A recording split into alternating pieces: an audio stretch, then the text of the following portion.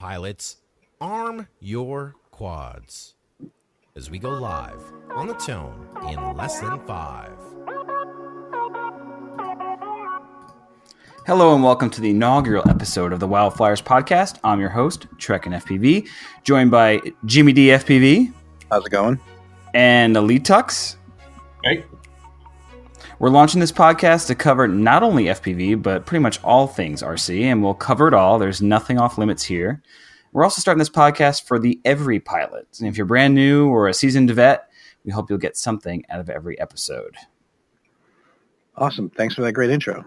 It's a good start. Yeah, so what we're going to try to do is we're going to try to have fun with this whole thing. I think what we're trying to get out of this is trying to bring, like you said, the everybody in. I think what we'd like to do is bring everybody who's been an expert down to nobody and tell them what this is all about. Show them the FPV world by our voices for now. Obviously, we've been doing a lot of work on our group and on Facebook, so this is just another extension, as well as our Instagram. So, we have a whole great cast of people that we'd like to bring on. I think we had, we had Chang Lin from CL Racing, like one of the best flight controllers that are out there still.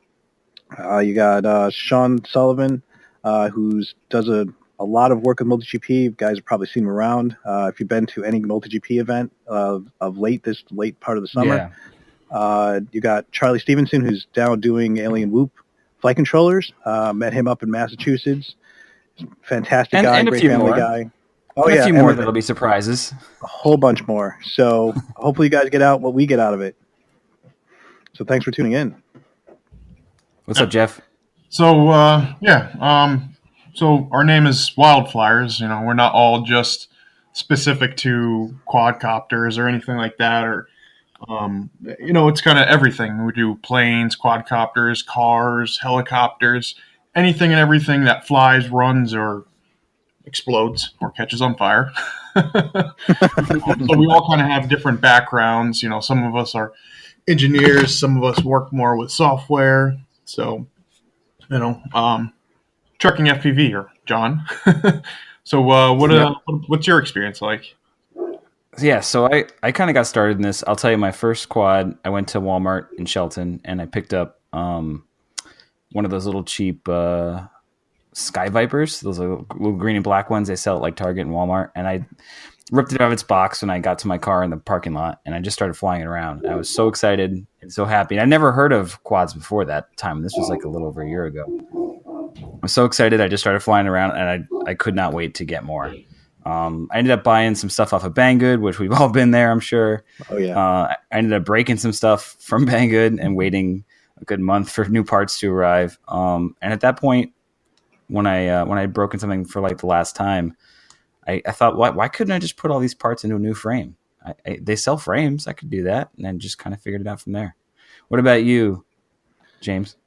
Oh, for me, man, let's see, I got into it about 2 years ago. And I saw a YouTube video. I think most of us see YouTube videos and go, oh man, I need to be part of that. And that's what I think it was for me. It was, I saw that and I was like driven to want to get involved. I wanted to know what it felt like to actually fly, to go through places, to do things that you couldn't physically do. You call it the Superman complex, but I'll tell you what, it more feels like an Iron Man thing because you got the on-screen displays now. It's crazy. I started flying. I saw the video. I go, hey, I need to get into this. Wife goes, how much is it going to cost? Yeah. So I work up some prices like you did, and I started with some little toys and went on from there and made, created some damage. But, we're all here. Now it's 2 years for me, and that's my thing. I know, Geoff, totally. You got into, you started with like planes and such, right? Yeah, well, I really started, as a kid, with, little RC trucks and cars, and then progressed to the, the hobby level, and then, I'd buy things from Tower Hobbies, and you get the flyer in the mail, and you start seeing the planes, stuff like that. Oh, that is so cool. I need one of those. So I was like, it was $700. Exactly. Yeah. I was like 12 or 13 years old, and I'm like, all right, I guess I want a plane. So I started with the planes, all line of sight, and then I got into the helicopters, all line of sight again. And then probably about 3 years ago or so, I found the FPV, part of this hobby. And, that one video that everybody had seen from France where it looked like, some guys racing around in a forest. It kind of looked like the that Star Wars. Yeah, exactly. The pod race. Yeah. And that's it all for me. Yeah. And then from there, it was all downhill. Got to the quad. That's awesome. That's awesome. The wings, and that was it. Well, let's get over to the news. It's going to be one of our first segments we're going to be doing on the podcast. And James, you brought up this story today when we were doing our story planning, and that's Google's been talking about this for a long time, right? But Chrome applications, not the extensions and the themes and all that kind of stuff you can get from the Chrome Web Store, but they're going to start taking away Chrome apps from major desktops like Mac and PC. Chrome books, as far as we understand, are not going to be affected by this, but Chrome apps are eventually going to be going away, probably sooner rather than later, and that's going to affect Betaflight. Yeah, that's a kind of I think it was kind of a big deal, only because I use my laptop in the field all the time. I definitely use Betaflight. I definitely use BLHeli. Using the black box, the way that it was with CleanFlight, everything was through the Chrome apps. Right. Granted, I feel like I became a Chrome lover after I got into Betaflight, but now with it, they're kind of removing, or they have been, I guess, for the past over a year or so. They've been trying to phase out the Chrome apps and kept saying they were going to do it, and now they're starting to do that. However, from what I've been reading, like you said, I understand that they're only going to do it on anything but Chromebooks or the Chrome OS stuff, which is great. But the other side of it is it does turn closed apps into more of an open app, or vice versa the other way.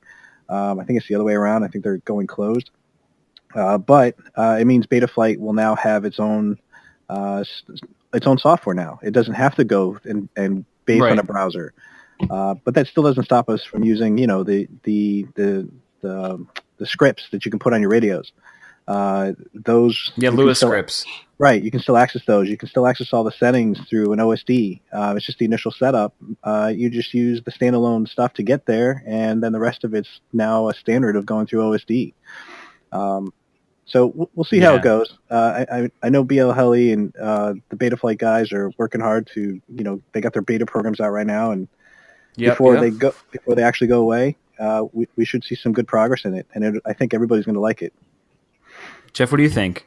I really haven't used any of the Chrome apps until, recently. When I started using Betaflight, I was an OpenPilot kind of guy, stuck with the CC3D stuff.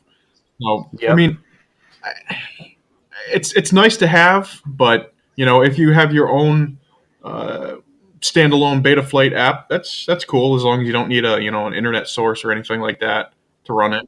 I'm good with that. Yeah, I mean, I've used Betaflight's configurator a lot. I've used CleanFlights. I've used, the one nice thing about like you mentioned, OpenPilot, LibrePilot, it did have a separate application. I found it to be a bit more stable. I have a lot of problems personally with my desktop Mac and the Betaflight configurator. Sometimes it just doesn't want to open the serial port and connect. So I have to use either my laptop or a different device to try and get it to work. Like if it's not working on my Mac Mini, then I can guarantee it'll work okay, on my laptop. And I haven't changed anything. I just changed computers. That was finicky. It. So, I mean, it gets finicky. It's so funny. If they make a really, what's up? Oh no, I was just thinking that it's kind of funny that you have the issues with Mac, because I've actually never seen the issues with Windows at all. Yeah. Well, the nice thing about Mac is we don't have to worry about all the driver issues. I know whenever you plug in like a new flight controller, sometimes on PCs, there's like get the Zadig drivers or whatever they are, and go through all this business. I have no idea what that is because I've never had to do it. Yeah, the extra steps. I've never had to do any of that stuff on Mac, but I don't have to do it on Chromebook either. So there's a simplicity to Chromebook that I think people just don't think about. I mean, yes, they're inexpensive in comparison, but you're still getting the same hardware out of it. So why not? Google's a very smart company, man. There's a lot of people working there that definitely know what's going on. Totally. So I guess the end of the day, like keep using Betaflight. When the betas and everything come around, download them to your machine and see how they work. I think the community will definitely benefit if a lot of people start using the newer software and they get some bug fixes and stuff in there, and they can get feedback from everybody. Yeah, don't be scared. Don't be scared. Don't be scared. So there's plenty of us around some software. We're definitely here to support that. So. Yeah, absolutely. So that brings us around to, since we're talking about Betaflight, I want to talk about Raceflight and kind of the Raceflight controversy of late. So for those that don't know, Raceflight is a fork of Betaflight that's essentially a closed source software. And the guys who created, 2 guys created Raceflight, and they created it basically with the goal of creating a more race-friendly version of Betaflight. It took the Betaflight stock code and made tweaks and customizations to it. There was a different algorithm for PIDs, and it made it, it tailored it basically to the race enthusiasts and stuff like that. So this action kind of pissed off a lot in the community because they had accused Raceflight of using a lot of the base GPL code in Betaflight to make Raceflight. There was some back and forth and allegations that they were doing it, they weren't doing it, but their software was closed source, so you couldn't look at it. So what's new is apparently one of the 2 guys that had worked on Raceflight, the guy who actually was the coder involved in it, not the business guy. I don't know their names, so don't ask me. I don't know anybody that knows the names of any of these programmers, to be honest. I mean, we all respect them, and thank you very much for your hard work. But yeah, absolutely. But he went rogue, quote unquote rogue, according to the reports, and he just released Raceflight 1, it's called, into GitHub as open source, kind of circumventing his partner. And now Raceflight is available for anyone to modify and use all they want. And they even found, there was some back and forth going on where the guys had promised they were going to rewrite the entire software stack to not have any Betaflight code in it. And people reverse engineered their original software and found that wasn't to be the case.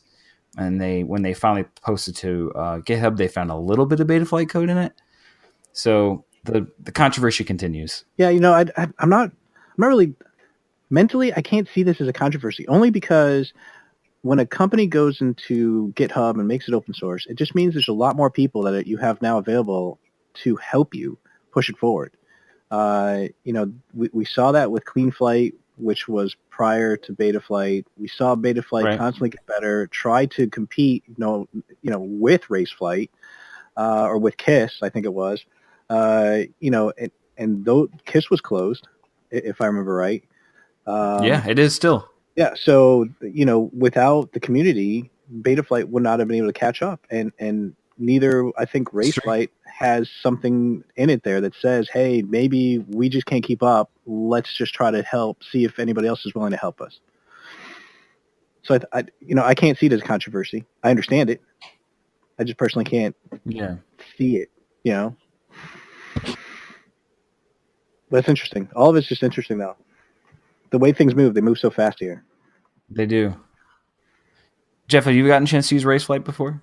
Nope. Honestly, this is the first time I've even heard of the whole controversy about it. I heard a little bit about it, but I've never used it before. I didn't realize this was even a thing. Well, they make their own flight. I know Raceflight has flight controllers out there. They ESCs, they got flight controllers. They got an all-in-one kind of package you can do now. That I've seen. I have no personal experience one-on-one with Raceflight. I've kind of been a CleanFlight to Betaflight guy. I've read horror stories about KISS, but I've also seen amazing things come out of KISS. Same thing with Raceflight. So I think the more options, the better. Whatever your flavor is, go for it. Run through it. Yep. The community is going to be there to help you out. So, hey. Yeah, I mean, Mr. Steele flies like KISS exclusively. He's not a Betaflight person. I know if there's a few other guys out there in the YouTubes that use KISS pretty heavily. I like how it's become the YouTubes. I think that's fun. The YouTubes. Yeah, just these are my video channels that I go and watch, man. I got this guy and this guy, and I'm a Drib guy, so I tend to watch him a lot. You like Drib? I do. I like the smooth flow that he's got, and I think he just built his first KISS one. I think that's what I just saw him doing. So, I mean, I just love it how we call it the YouTubes. Like if you don't know anything, you Google it, you come up with a YouTube video, and you're like, I'm going to watch that one. I think that's fun. Yeah, totally. Geoff, who do you watch on YouTubes? I don't really particularly follow any specific person, I guess, per se. What? You're an outcast. A little bit, you know. I mean, I used to follow along with the flight test guys. So Peter Rapol, he's kind of the guy I've been following a lot lately, especially with all his crazy projects where he's done that full scale, foam board plane where he goes in there himself and flies it. That's some crazy stuff. Oh, that's cool. Yeah, I mean, obviously people watch Rotor Riot. I'm big on. I watch UAV Futures a lot. Stewie down in Australia. Whenever he comes out with a new video, I watch him, and also Joshua Bardwell. I kind of end up watching a lot of his videos, even though they can get a little long. So I got a question, Geoff. Yep. You tend to be newer to the quad side. Do you have anything that you would want people to watch on like a plane side? I know there's a few guys that are out there that are flying planes, and flight test obviously is a big one. They're big into the planes. Is there anybody else that you might want somebody to look for, or should somebody look for? I know I'm typically a quad guy, so I typically follow that, and I'm just getting into wings because of you. Thank you. I think everybody kind of is now.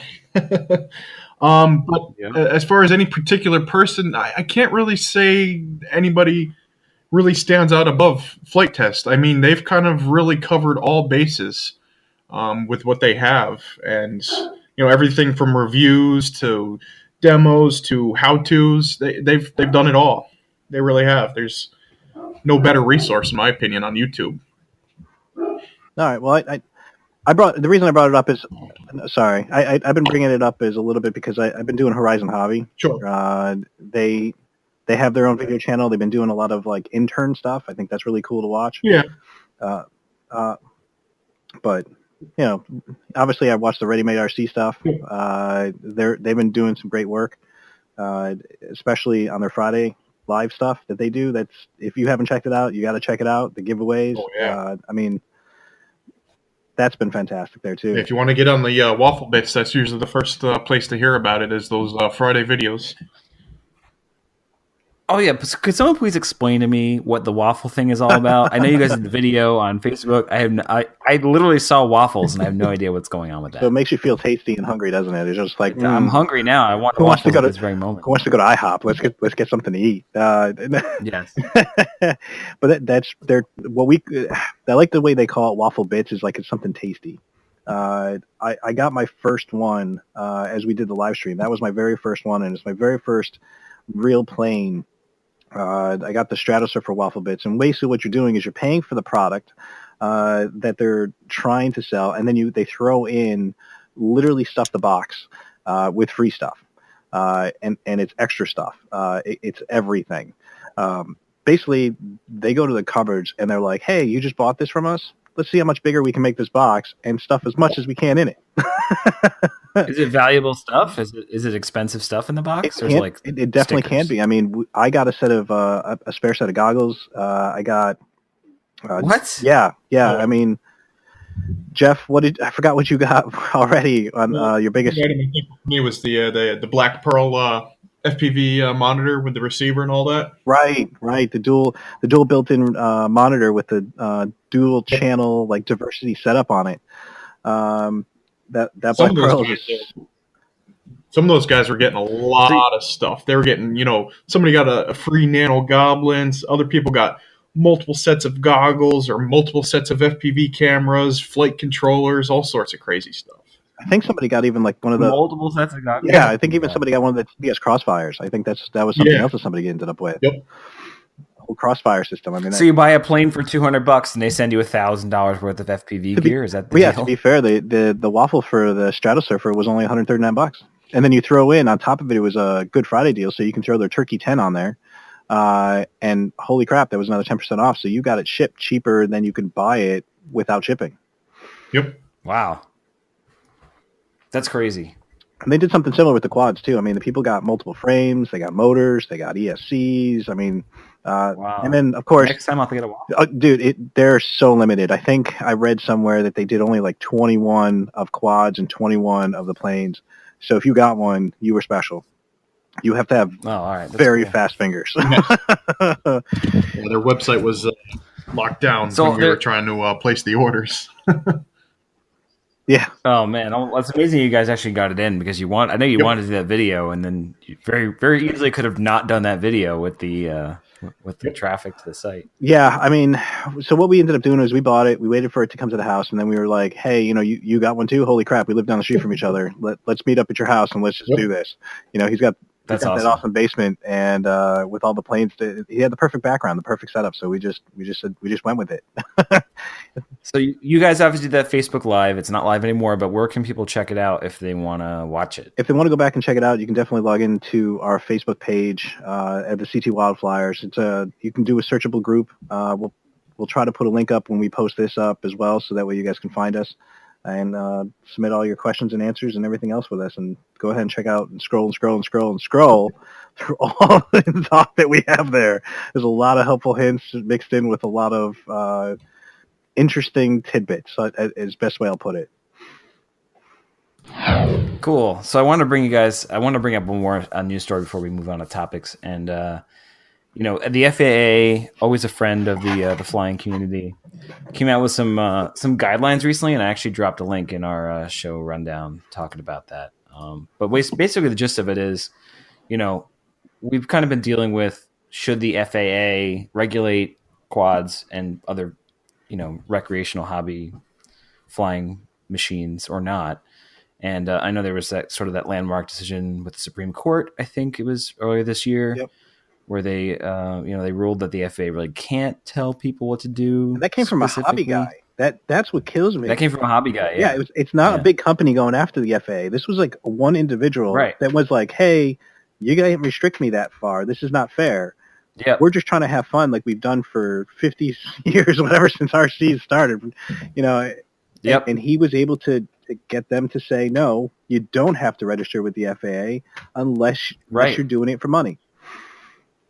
I'm still waiting for my FAA refund check, by the way, because I definitely paid the $5. That's a whole story in itself too, because it's only $5. I registered with them just because I thought it was a great idea at the time. I think it's great that people understand the rules and regulations that should happen. Absolutely. And $5 for 3 years, I think it is. You can keep my money, man. It's fine. I'm flying.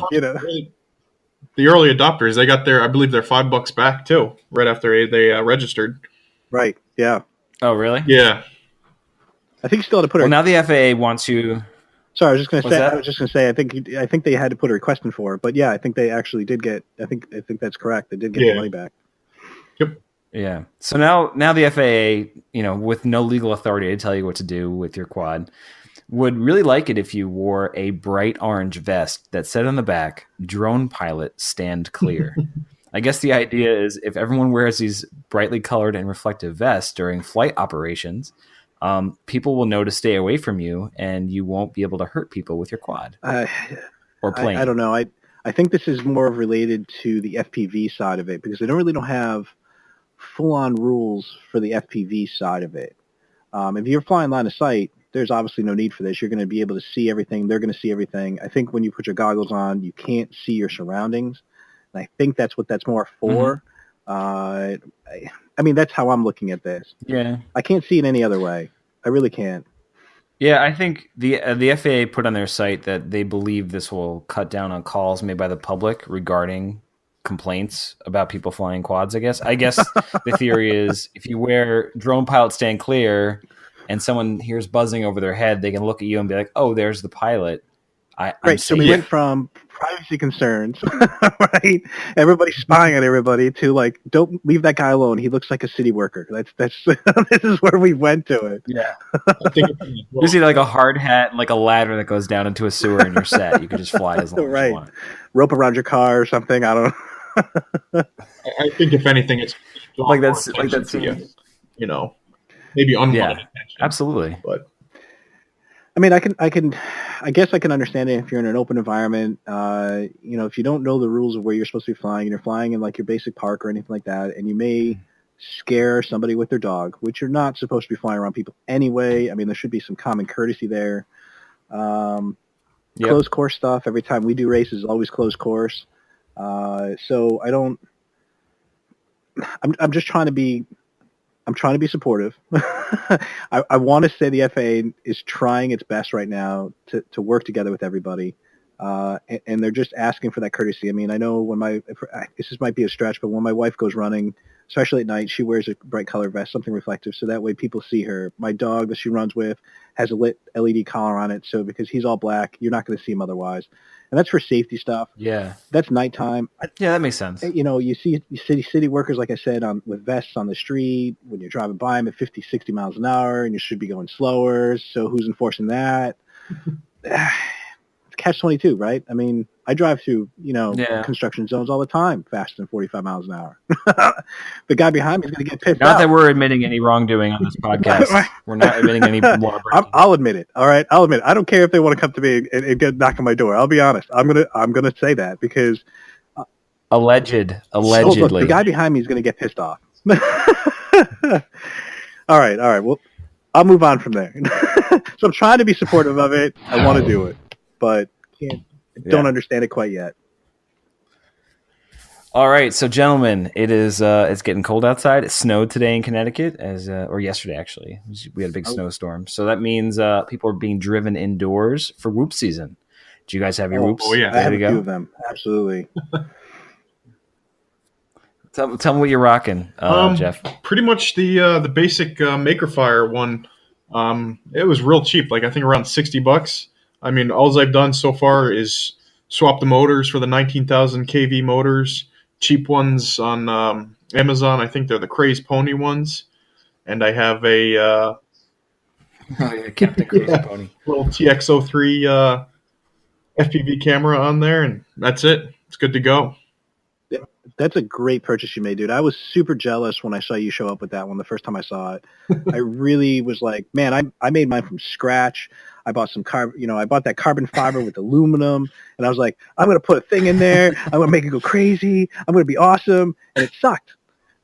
He's in the back melting plastic. Right, yeah. No, I mean, I crashed into things, and the thing would dent, and the props wouldn't spin anymore. I'm like, oh, what the heck? And then here's Geoff with his, one he just buys right online, all ready to go. It's got everything you need. Super awesome buy.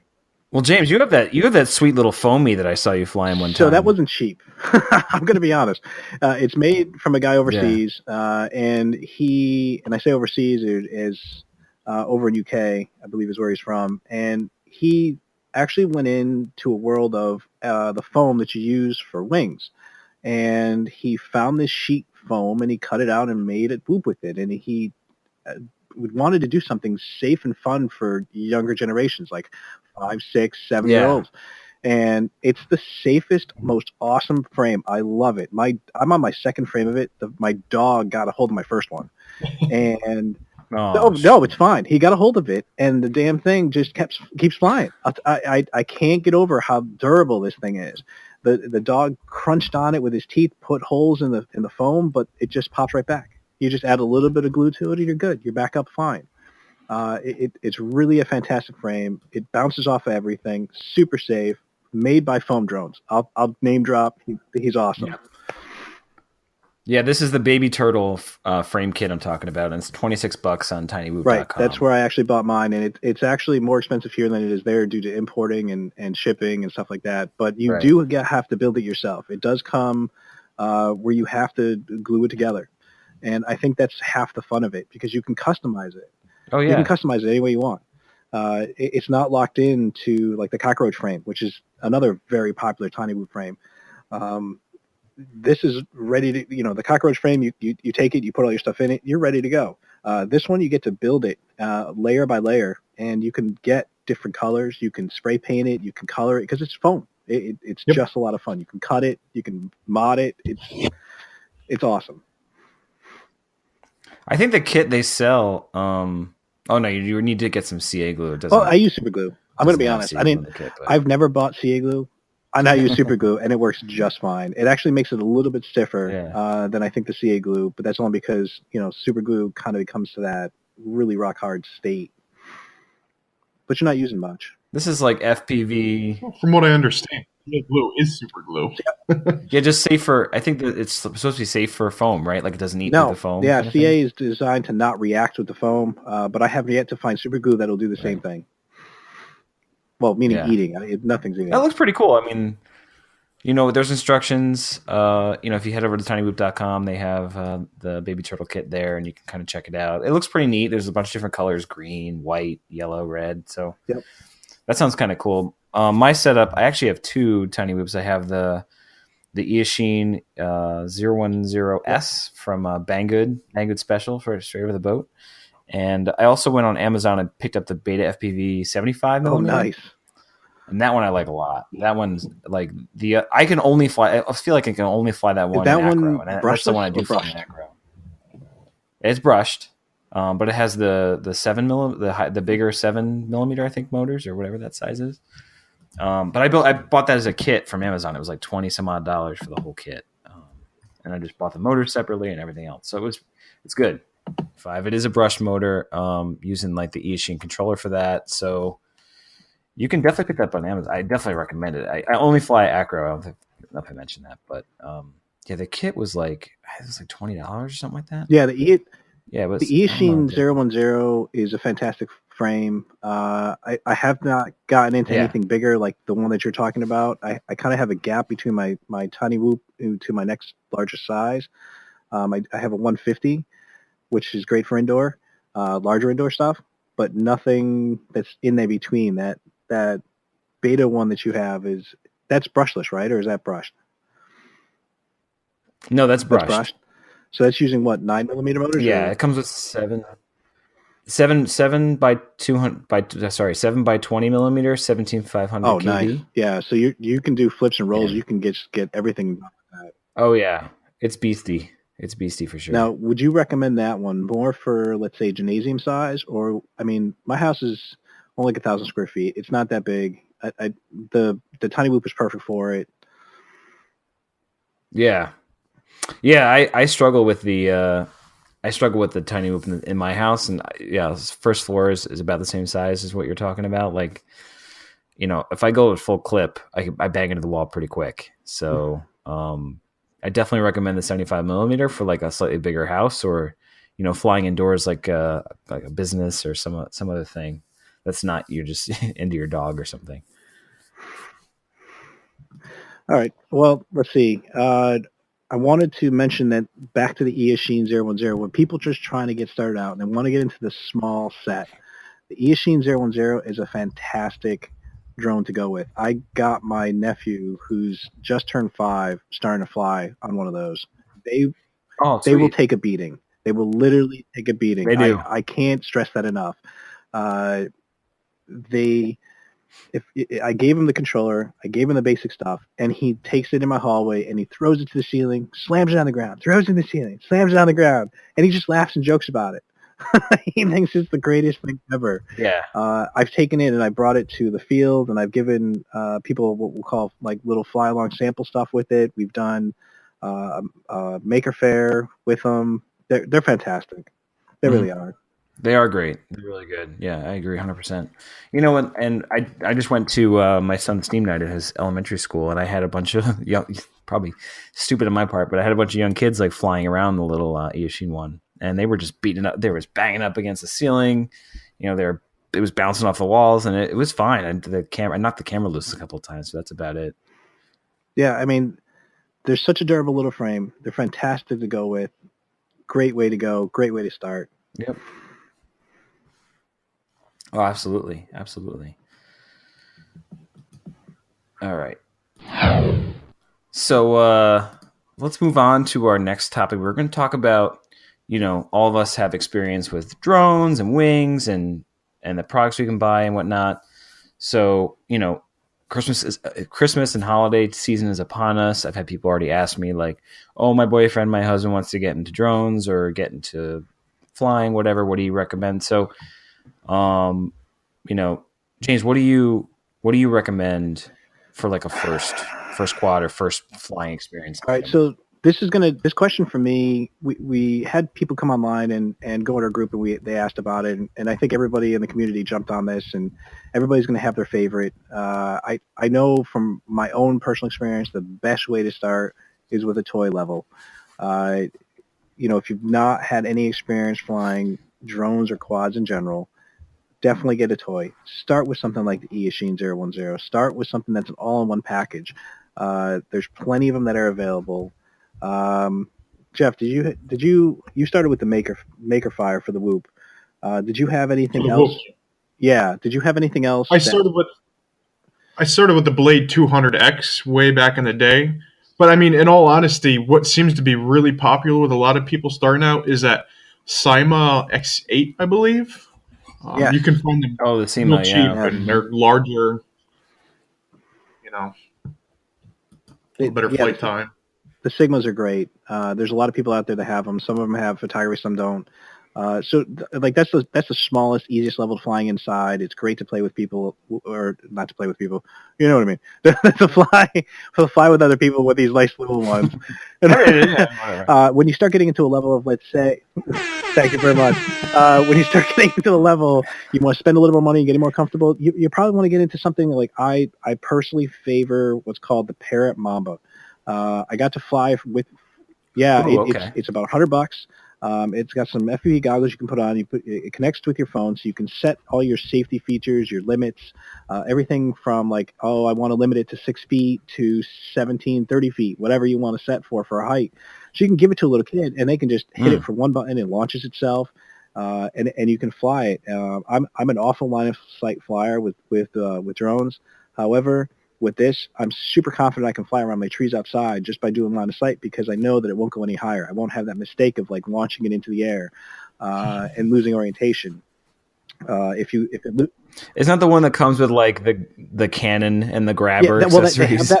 Like, what could you grab? Well, supposedly they advertise it with the sugar cube, and I don't know who uses sugar cubes, but but the little shooter thing is kind of fun because it's these little soft little pellets that you can shoot out of it, and you can run after a cat. You can scare a cat, scare whatever you want. Just chase them down.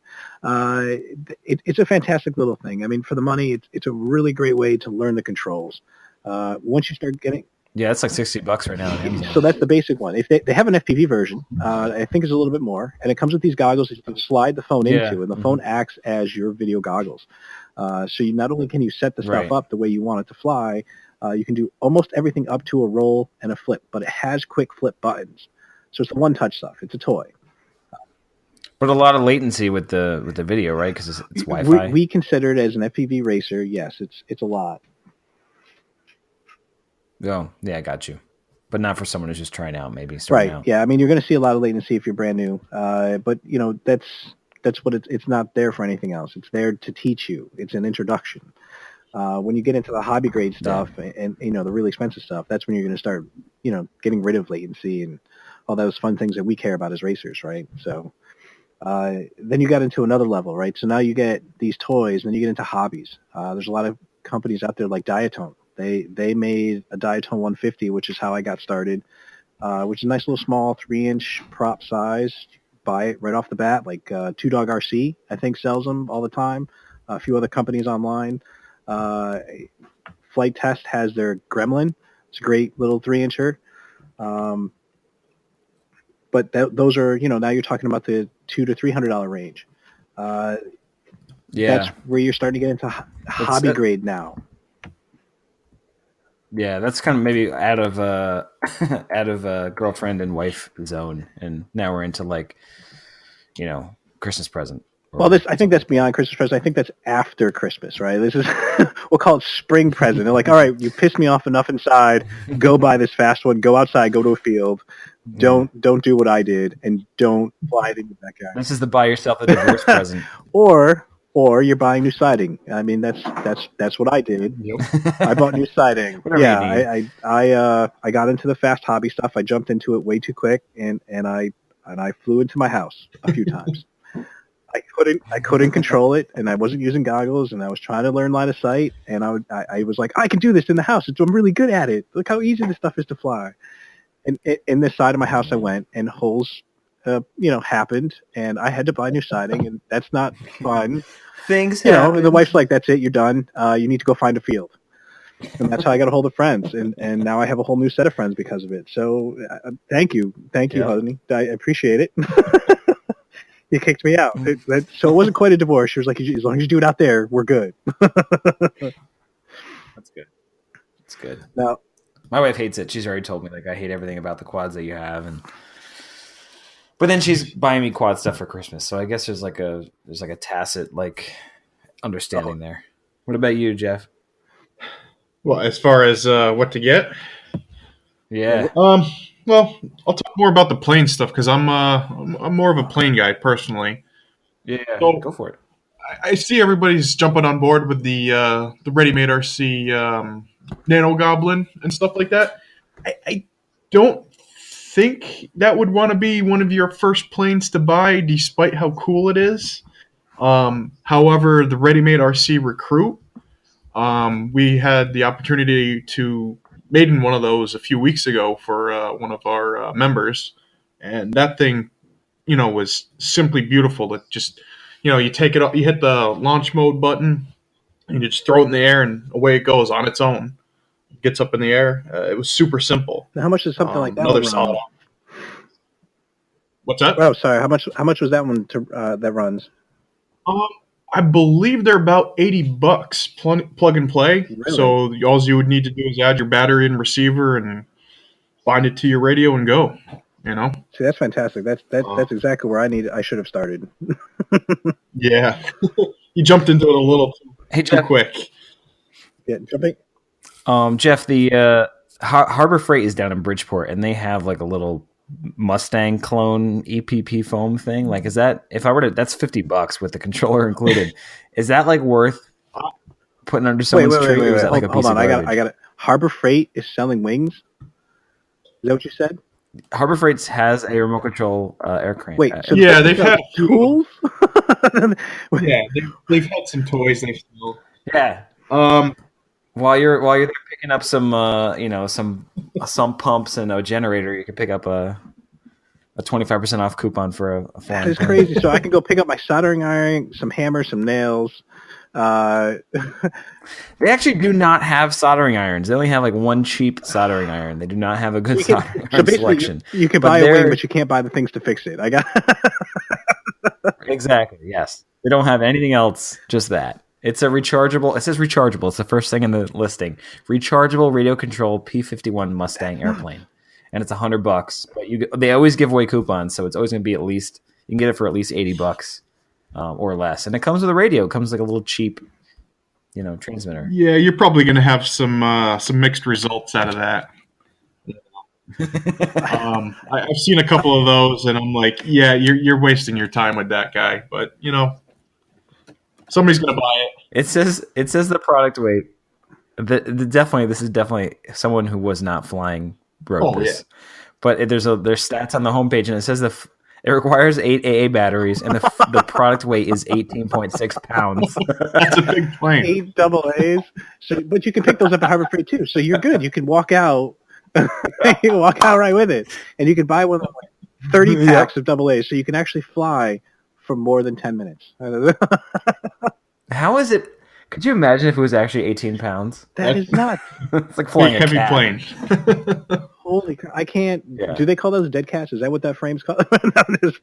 Yeah. Quads. I'm sorry. This was referencing something wrong here. That's crazy. Oh, you know what? I'm also looking at the frequency on it. It's 72 megahertz. It's one of those like really hobby level. It's not even like a 2.4 gigahertz radio, so that's not going to have. Oh, hey, don't knock those. Sell that. Those 72 megahertz radios, they were used for long range FPV way back in the day when it all first started. So they're still good? I still have a Futaba plane radio, Futaba 7C that uses 72 megahertz, and I'm pretty certain I'll get further range on that than I will on my Spectrum DX7S. Even the low power rating that they have? I didn't know. Yeah. Really? Got that giant antenna. It definitely helps to get that signal out there.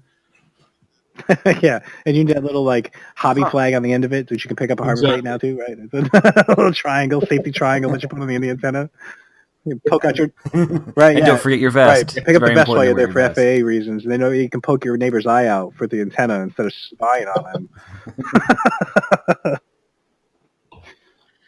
So I want to tell you guys a story. As we talk about buying stuff for the holiday season, and I just picked up I put this on the Facebook group, but I just picked up a run cam from Amazon. And, like half of the Amazon stuff is shipped and sold by Amazon. But when we get into like more niche products, like FPV products, you start to see guys who probably are from overseas. I'm sure there are a lot of them are overseas. And they send their stuff to like, FBA, like Fulfillment by Amazon. So I ordered a run cam mini Swift from somebody on Amazon. It was shipped by Amazon, but it was sold by this guy. I don't know his name. It's like OBD Victory, I think was the title of the company. But when I got it, and I've ordered a lot of run cams, when I got it in the mail, I took the box took the run cam box out of the shipping box, and I noticed that it had already been opened. Like it was not sealed. And run cam puts like a little piece of orange tape with like some foily stuff on it on the corner of the box, so that it's never been opened before. It was like sealed from the factory, but this one was opened. So I was like, that's really weird. And I open the box, and on top was like one of those cheap Banggood, like 89-cent LED strips with a couple of wires attached to it. And I was like, what the fuck is it? I panicked at first. I'm like, did I get screwed over? Did somebody just drop this, LED strip in here and took my camera? Well, the camera was inside. I was just going to say, because I've also heard stories where people have gotten like ESCs or burned out ESCs when they ordered a video transmitter and stuff like that, or various things that people have returned, and the company doesn't know any different. So totally, they don't know. So I opened up everything was pretty much in there, but there was even different foam holding the camera in place. My guess is this guy had custom foam or cut it or whatever, so that he could still put this little LED thing and still close the box. But it was weird. Like when you buy run cams, they have like that nice dense nothing else foam fits in the package. You can't repackage something like that. Yeah, so he took the foam out and put in like some cheap ass foam in there, like really soft foam. So I emailed him, and he's like, "Oh yeah, I put that in there. I just wanted to give it to everybody." And I'm like, "Yeah, don't do that. I appreciate the free thing, but don't open my box for me." I mean, I can see that as becoming a bigger problem. Amazon doesn't know any different, and I'm actually surprised that they're actually allowing individuals like that to do it. I know Amazon's got a standard, which I don't want to doubt Amazon. I love shopping from Amazon. I know, Geoff, I think you have Prime with Amazon. I've had me order some things. I've ordered, you've ordered some stuff for me just to save some time. It's like, where do you go to trust now? If somebody from Amazon can do that, where are you going to go? Yeah. Where are you going to go? Geoff, where do you shop? You mentioned Ready Made RC. Obviously, you guys got the Waffles from there. Yeah, that's where I like to, because honestly, they are probably one of the quickest to ship, despite being somewhere in the middle of the country. Ohio. Another one I use is FPV Direct out of Massachusetts. Yep. They're pretty quick to ship as well. Yep. Speaking of them, FPV Direct, Heli Direct, I think they're the same company. I think we also have the guy from Heli Direct is going to be a possible guest here. I think his name is Dan. That was interested in trying to talk to us about their products in Mass. So, we'll get to details into that store for sure coming down the road. Yeah, hopefully. I also me personally, I do a lot of my shopping besides Amazon. I really like Crown City FPV. They're located in North Carolina, and the guy who runs it, Sean Cosby's actually a friend of the show. He's he's on a lot of the FPV groups here in Connecticut. He does coupons and stuff. Do you realize pretty regularly? So he's a good guy. Do you realize that he actually moved from, I think, California and moved down to South Carolina? So he's actually came closer to our east side. So there's got to be something there. There's got to be something here on this side of the state. I mean, this side of the country that he had to move this way. I guess so. Yeah, he's a really nice guy, and I also like buy a lot of stuff from Race Day Quad. And the candy their stuff is pretty good. They're another the good candy.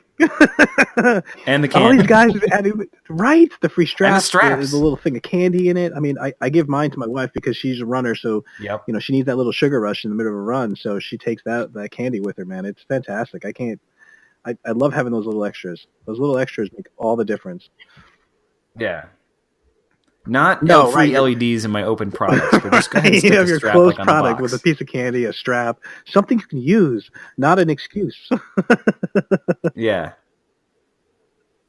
Yeah, it's crazy. All right, well, that's the recommendations. So let's get into we had some questions on the FPV group. James, what have you got for us? So we before we started this one, we were trying to do a show rundown, and I posted up there asking what people wanted to hear, what they wanted to talk about, questions they had, that kind of thing. So we ended up coming up with a few different things, certain things like, hey, DIY building, some tuning, some fixing tips. What do we got here? I know, Geoff, you're just getting started into quads. Is there anything that you found really difficult, or things that you would like to give somebody and say, hey, I just started building. This is my first one. Here's what I did. You can't go wrong. Well, I wouldn't say I've just started. I've been doing it for a while. I'm not into it as deep as you guys, but in my opinion, for the initial, pilot, looking to get into this, it is kind of, kind of scary, because you have to. There's no plug and play really per se. Everything is. You have to solder this. You have to solder that. That's where those 4-in-1 ESCs and stuff like that. That's kind of nice to have that ability where you don't have to individually wire each individual ESC back to the flight controller. It should just be plug and play. Absolutely, yeah. I find it really nice to have the all-in-one flight controllers. I think the all-in ones where you can put them right down in the center of your quad. iNav has been one of those things that's coming out for the wings and planes, so you can compete with something like the Recruit and build it yourself. I know that's starting to come on, but I think that all-in-one flight controller is really the way to go for the easiest building for the first timer, all the way to the pro. Super clean wiring. If something breaks, you're right on top of it to solder it back on. Let's see, what other questions do we have here? The on-screen display. Well, I wanted to add on top of that, Cheng Lin, who's a friend of the show as well, we'll hopefully get him on sometime soon. He makes a great board, the CL Racing F4 and F4S, which is his recent entry into the marketplace.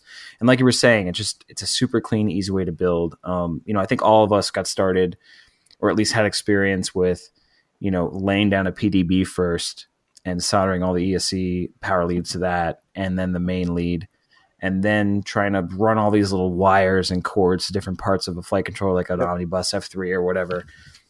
And just, that was the first couple of quads I had. And I could not believe how easy it was to, when I first started building Cheng Lin's board, like how easy it was to put it all together. All the wires just go into one spot board, and you're done. No more power distribution board on top of something else. And to have the OSD like right there and have voltage and current sensing. Absolutely. And you can program all of that through your goggles or the controller with the Lewis scripts. You can't go wrong with that. Yep. I haven't gotten into the Lewis script with Tyrannus yet, but definitely with my goggles, I do PID tuning. I want to get my VTX hooked up. The AKK VTX I ordered, which is supposed to have quote unquote. Well, look, smart audio is the future, right? To be honest, I as soon as they came out with something that you can control through an OSD and program, I jumped on it. I can't do anything else. My future builds on my wings have a flight controller in it, just so I can control it through the flight controller. I want to be able to do the Lewis script, and I'm getting to that level of it where I can't go back. The only exception would be the little LCDs. They have these little flight controllers now that with the LEDs. Like I think Geoff's got some diatone version, right? Is that right? Yeah. So it's got a little LED. Yeah, they work out pretty good. It's got the little LED, a little push button, so you can see what's going on. You easily pick your band and your channel, right? That's nice. And all of it's right there through the LED. Channel, and then Obviously, now they're coming out with these. Was a Maytech, I think, came out with a VTX, right? That does smart audio, but it also VTX. has all the pins, like all the lights are there. It's foolproof. It stacks on top of your other board. How do you go wrong with this? I mean, I think the advancement is getting so much better. Starting with the all-in-one flight controller, getting into the OSD. Yeah. Everything's right there in that one chip. Then you add in your VTX. It stacks on top of that. Now, what else do you need? A 4-in-1? Sure. Why not? Now you have a 2-card to a 2.5 card stack, I'll call it, because of the VTX, and you're done.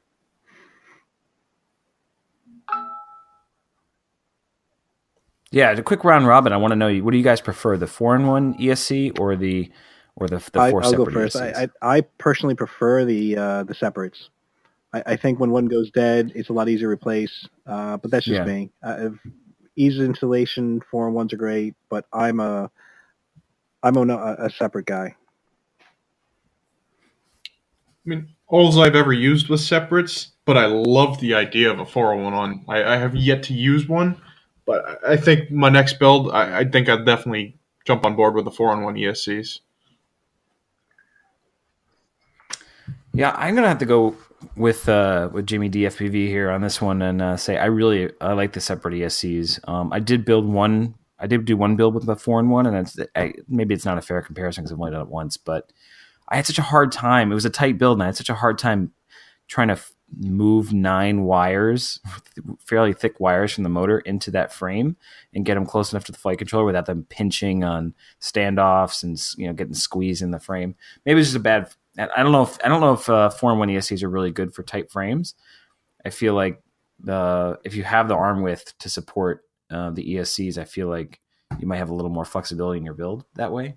But I do have a 4-in-1 myself, but it's on a 105 millimeter frame.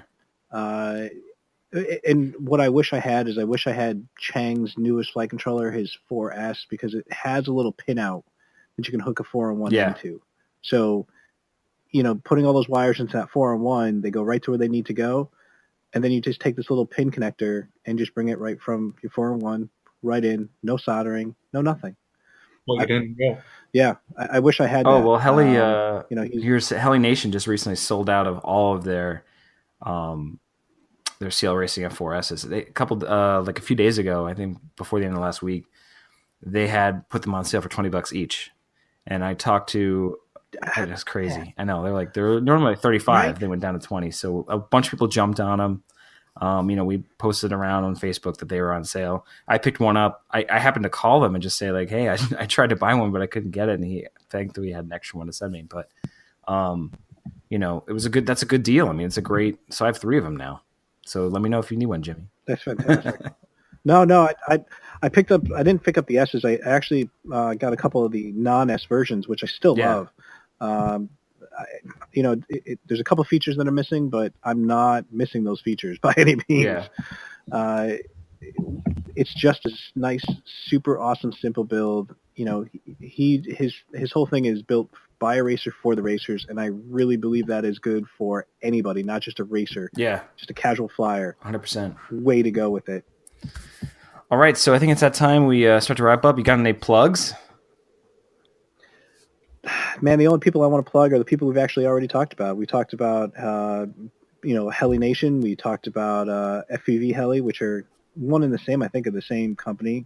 We've talked about Sean from Crown City. We talked about CL Racing. Who else did we talk about? Ready Made RC, Strix. Yep, Ready Made RC. Yep, their Strix line is fantastic. You can't forget props. Definitely can't forget props. No. Props are there's one thing we never hit on, and that's props. I mean, we definitely need to talk about them. Oh yeah. If you need them, go check out Hype RC. They're definitely going to have the greatest pricing that I've seen. Plus, they'll hook up with you and your group like they've done with us and try to give you 5% back to the club. They're another fantastic group. And listen, we're not getting any money from these. I just want to be clear. We're not. No one's sponsoring this episode. We're just talking about places we like to shop. That's all. If go get your vest. Support FAA. Order it today. Order today. You can go get it at Harbor Freight along with the wing. That's all I can think about right now. I'm just trying to go over what we've talked about, and I think we've done a pretty good job about it. All right. Well, everyone, thank you so much for tuning in. I hope you enjoyed the show. Check us out on Facebook. We'll definitely be posting around there. Hopefully we're up on iTunes soon, and if we are, give us a rating. Let us know how we're doing. Leave us a comment. If you're on Facebook, send us a note on the CT Wildfires group. Let us know what kind of things you want us to cover, talk about, whatever. So, all right, everybody, take care. Thanks so much. Don't forget, push button, see what happens. Woo, yeah.